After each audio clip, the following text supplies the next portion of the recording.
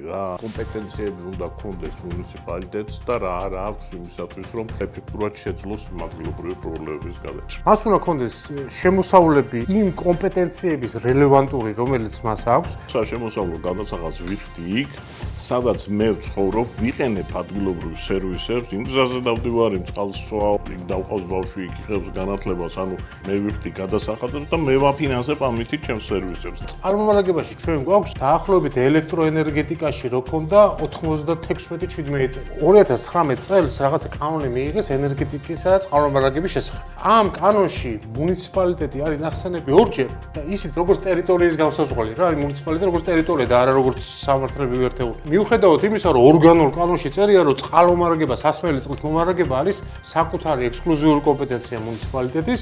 სოფლიოში მუნიციპალიტეტი ითვლება უკეთეს მოვლენად ქონების, იმიტომ რომ ის მის ტერიტორიაზე და მისთვის შემოსავალი, ვიდრე ცენტრალური ხელისუფლება, სადაც ჩინოვნის უბრალოდ ეს ექსელის ხილებში უყრია ეს ათასობით ქონება, წარმოდგენა არა აქვს რა წარმოადგენს.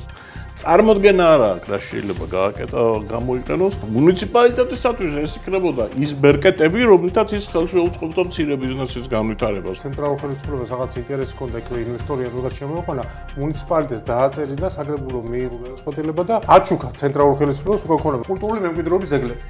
ყველა არის სახელმწიფო. კულტურული მემკვიდრეობის შესახებ კანონში ერთადერთი პუნქტი არის ნახსენები მუნიციპალიტეტი, რაში შემთხვევით ინფრასტრუქტურული სამუშაოების დროს რო წააწყდნენ რაღაცა ძეგლს, სანამ გადააბარებს კულტურის სამინისტროს, აი იმ პერიოდში მოვლა ევალება მუნიციპალიტეტს. მე საერთოდ ნახსენები არ არის მუნიციპალიტეტი. ევროპაში რო ჩავდივარ და აი ამ ლამაზ პატარა ქალაქებს რო ვნახულობთ, ყველაფერი მოწესრიგებული რო არის, კალაგებული, დასუფთავებული, ეს გონია რომ ცენტრალური ხელისუფლება აკეთებს. აი მთავრობა რა კარგად მუშაობს. მთავრობის ფსიკარგი მთავარი მარკერი არის ის, რომ ის არ ერევა ამ საქმეების გადაწყვეტაში.